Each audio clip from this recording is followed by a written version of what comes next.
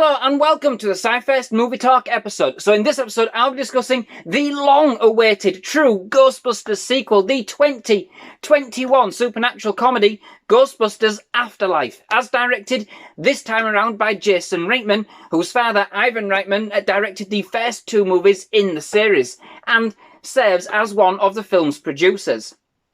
It felt like I had been waiting to see this movie for absolutely ages. Of all those tipped to actually be released in 2020, this was the one, never mind that I was absolutely buzzing about. And then, of course, it fell foul of the COVID pandemic, as many things did, and so then was delayed 4 times, ultimately being released in November 2021 from its original July 2020 slot. 16 antagonising months. Now, was it worth the wait? Well, the film introduces us to a new, younger cast and adds them into the mix, namely Mckenna Grace, who plays Phoebe, an extremely intelligent, if but introverted 12-year-old, fixated on science after myself, and her older brother Trevor, as played by Finn Wolfhard, who, along with their mother Callie, as played by Carrie Coon, move into their grandfather's house in the sleepy town of Somerville, Oklahoma, following his sad passing. So, after they settle into their spooky surroundings, they start to experience a number of strange events happening around them, not least a number of unexplainable earthquakes rocking the town and its residents. So, little by little, with a little help from some friends or some new friends, and perhaps some from the past, they start to uncover a mystery that threatens the whole world and a family legacy that proves anybody can be a Ghostbuster, in turn leading to the ultimate showdown between good and evil, bringing around full circle a story which started some 32 years ago. Now, I have to say that this was an absolute blast right from the start. Not quite as funny as perhaps I thought it would be. The comedy is certainly more subdued and less in your face than kind of the previous entries, and certainly paying more to kind of the Stranger Things generation. But I think ultimately, given the mood and the kind of the feel that they were going for, it worked. You know, it has a new style that tried to at least kind of bridge the generation, which is quite literally passed between the last two Ghostbusters movies and this one, you know, which itself was going to be, one tall order to undertake. It concentrates on the events of the first Ghostbusters movie, but doesn't kind of seek to completely retcon the second. It's included, but kind of very little references made to it. This is, for all intents and purposes, a direct sequel to the first movie, you know? Less said of the third, the better. Let's just ignore that. That has literally no connection to this canon at all. But indeed, there are a couple of throwbacks to the second to find, but not kind of critical to the plot. The young cast do carry this movie exceptionally well, especially Mckenna Grace, who is simply excellent as Phoebe and takes centre stage throughout. It was actually great to see the kind of baton being passed in this way, so to speak. Finn Wolfhard, as a brother, takes a while to charm and is perhaps a little underutilised, perhaps, but in the end, they do make a great pair, and together with the people in Somerville, namely Podcast, as played by Logan King, and Lucky Domingo, as played by Celeste O'Connor, it is actually kind of easy to see how the new Ghostbusters team might be shaping up. The energy they have, the looks on their faces using a proton pack for the first time, the thrill of the chase, the charisma and the overall attitude completely rise to the occasion and are the epitome of everything I loved about the Ghostbusters franchise as a kid, you know? And when it all gets going, Grace and Wolfhard, they look like they're having the time of their lives. Proton packs, traps and all, you know? It was like vicariously living my youth all over again through these new and kind of wondrous eyes. And if that wasn't enough, we have Paul Rudd as Gary Gruberson, a summer school teacher who has a distinct fascination with the history of the Ghostbusters and who's loving every minute of nostalgia. Genius. Bridges the generation gap and pretty much personifies what we're all thinking, you know? And in this short, it pays fan service, I can't deny that, but I thought it was fairly well balanced, bearing in mind I am a fan. The introduction of the remaining original Ghostbusters was a little cheesy, if I'm honest, but sweet at the same time, totally nostalgic and immensely emotional. And awesome, so awesome when they, faced up to the big bad. I think most of the fan service is understated, to be honest. There's lots and lots of Easter eggs dotted around this film all over the place. So without going into spoilers, go watch it, And so if you haven't kind of seen any of the previous movies, are you going to get enough out of this film? I think that's one of the questions. And I think, absolutely. I took a couple of non-fans with me and they absolutely loved it too, There is no doubt that you are going to get the most out of this film if you remember the events of the first movie. But I wouldn't say it's wholly essential. There is absolutely still plenty of fun to be had as our intrepid youngsters, unravel the mystery which unfolds. As a massive fan of the original two movies, I personally most certainly enjoyed each of the nostalgic nods, and there are more than a few to look out for. But it certainly has a different style, like I said, a different resonance, if you will, both aesthetically and tonally to the original Ghostbusters movies, but it still feels like it belongs.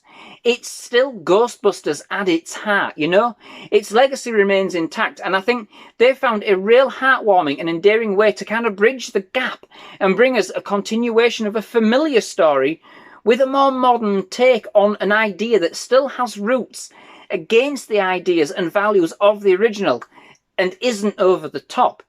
Ultimately, it's a simple, homely idea, I think, that brings everything round full circle. It is a very kind of family-orientated film with a real big heart and lots of emotion, There were kind of many moments that had me, with a tear strolling down my face, and not least the ending, which it had me welling up once more, Effect-wise, I think they have been lovingly done, to say the least, and to stay as true to the original Ghosts, or the original style of Ghosts, as possible. And there are some absolutely awesome animatronic moments in homage to the styles used in the original as well, that I know fans are going to fall over themselves for. Everything seems authentic, tangible, connected, and indeed a very mysterious adventure, which had a kind of air of the Goonies about it, if I'm honest. I must admit, however, I was a little bit disappointed that they did skimp on the ghosts somewhat. I enjoyed what we got, do not get me wrong, but it did seem toned down in this area, given that indeed this was a Ghostbusters movie after all. We just didn't get all that much actual ghost-busting action until very close to the finale.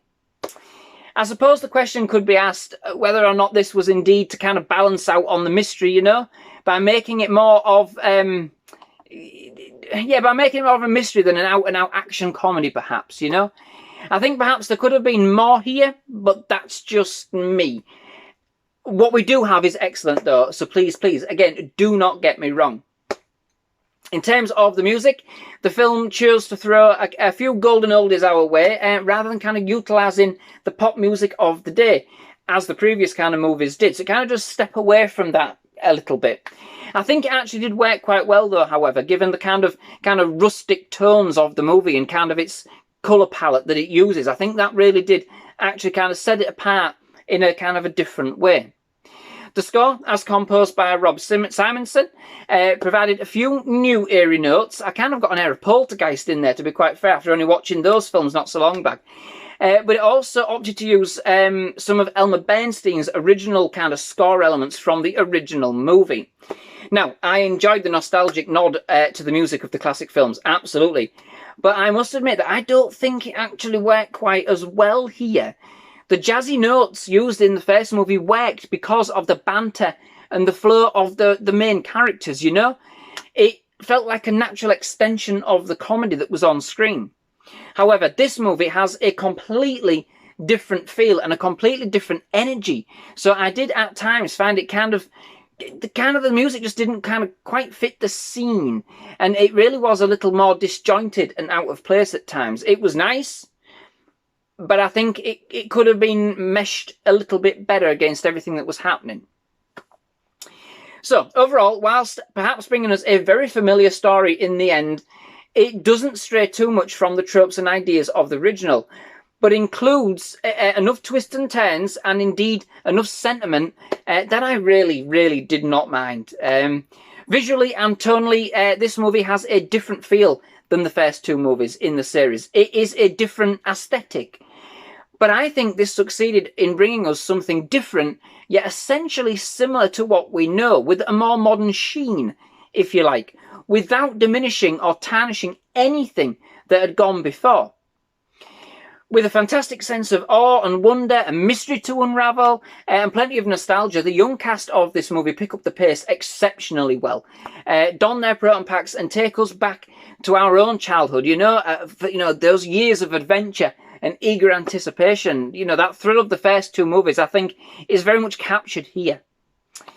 And with regards to the fan service this film plays, I think it's a well-balanced homage to the past, whilst also including a legacy to a new generation of Ghostbusters. And I'm sorry, with a hit that was as phenomenal as such as Ghostbusters, if this is not for the fans, then what's it for?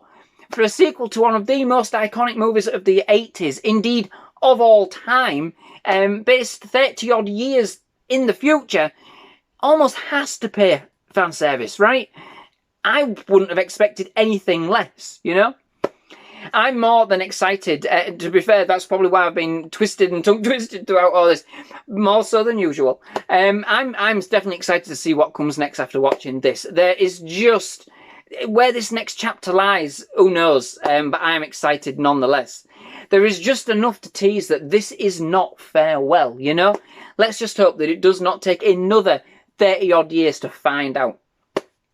So, that brings me to the end of this episode. Many thanks for watching. I do hope you've enjoyed it. If you have, please leave a like. Please do hit that subscribe button for more movie reviews, trailer reactions, and other movie-related content. Absolutely loved having you at SciFirst MovieTalk, and definitely love to have you back. Most of all, just thank you very much for watching. Go out and watch this film, but thank you very much for watching.